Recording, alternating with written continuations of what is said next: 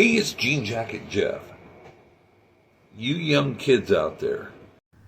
Delete your account and stop speaking for other people about things that you don't experience.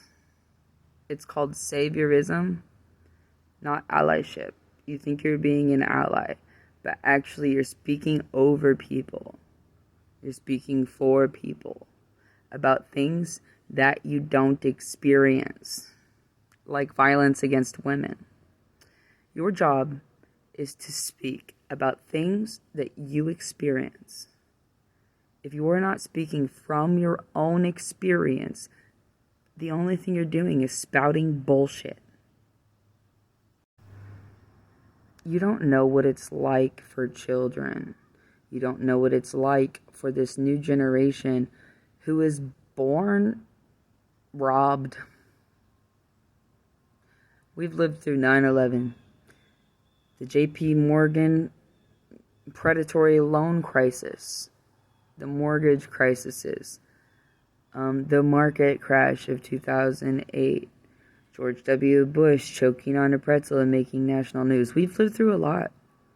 And we all have a generational wide failure to thrive, where we are priced out of every industry.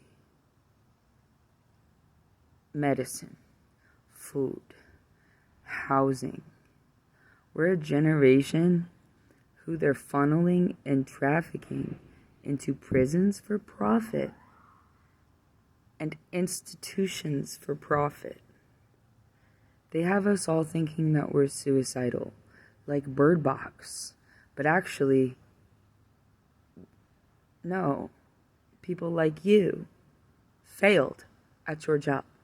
Because instead of speaking about things that are your lane, like you can speak about the problems in society that you experience. Otherwise, you're just speaking nonsense. You're speaking for people and over people. It's called saviorism. If you want to be an ally, for the love of God, please do. We need you to care. We need you to care about violence against women, and you guys don't.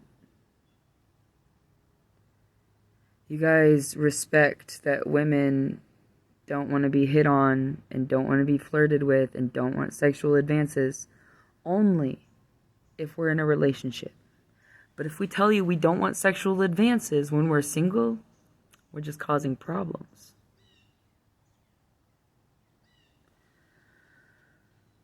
You can speak for white men. You might be disabled. You might be able to speak for disabled men.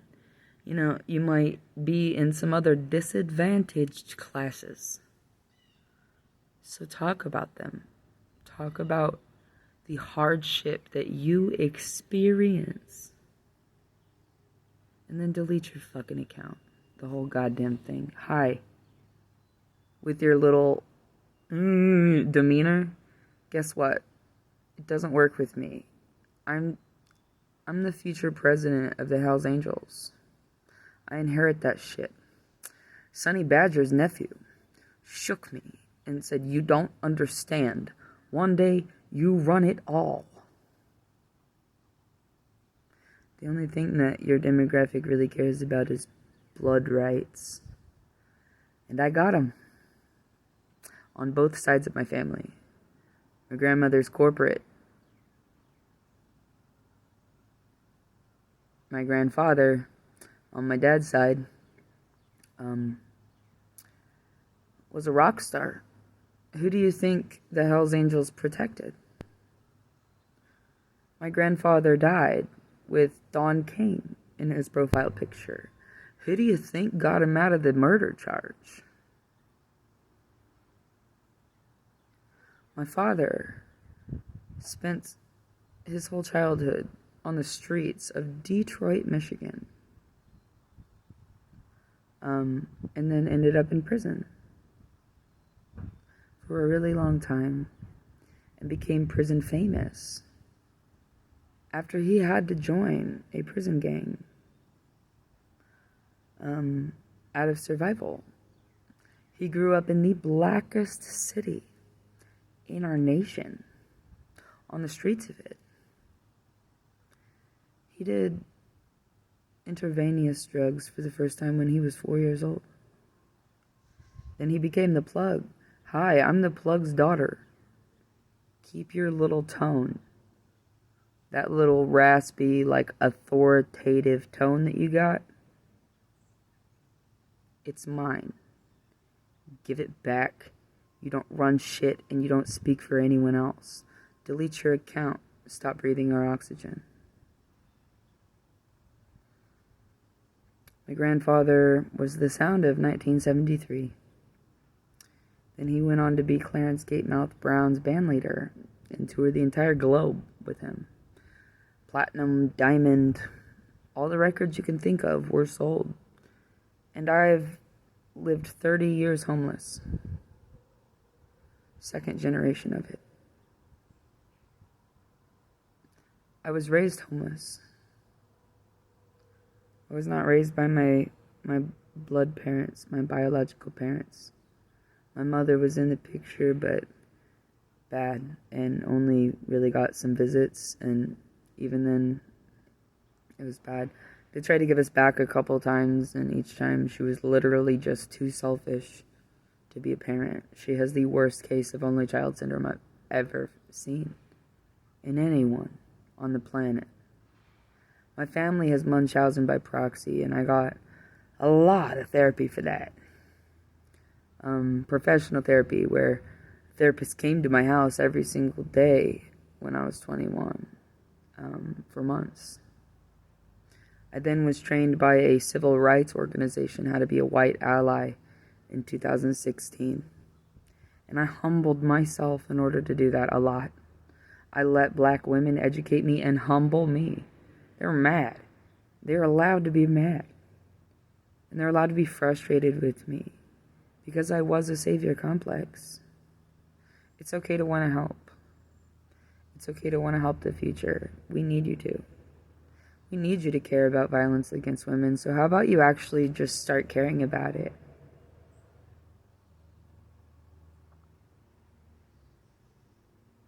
I've had to deal with so much shit just to survive. Thank God my father was homeless his whole life too. Because I was going to need that in my genetic code. I got the never lose a fight gene. I have won fights. I tried to lose. I have spit on Samoans, sir. You're not hard just because you can be patronizing. You're not hard just because you can speak up and nitpick and gaslight. That woman with the chair, you know what? She fought dirty first. 8 people tried to jump one man. That's a lynching. They tried to lynch a black man as the Harriet Tubman needed to board. Harriet Tubman was a general in our army before any commemorations were handed out. She led the first military operation led by a woman. She had narcolepsy and passed out on her missions and then had prophetic dreams from God. She died at 91 years old, still illiterate. She could not read a map, and she never lost a slave. If you try to lynch a black man, as the Harriet Tubman needs to board right after a rooting ceremony, you don't get to play the victim. I don't go around calling people victims like the way people do, but there is such a thing as playing the victim, and that's when you start a fight dirty. You fight dirty, and then you try to be the victim. You're not the victim if you fight dirty. If you fight dirty, people are going to fight dirty back.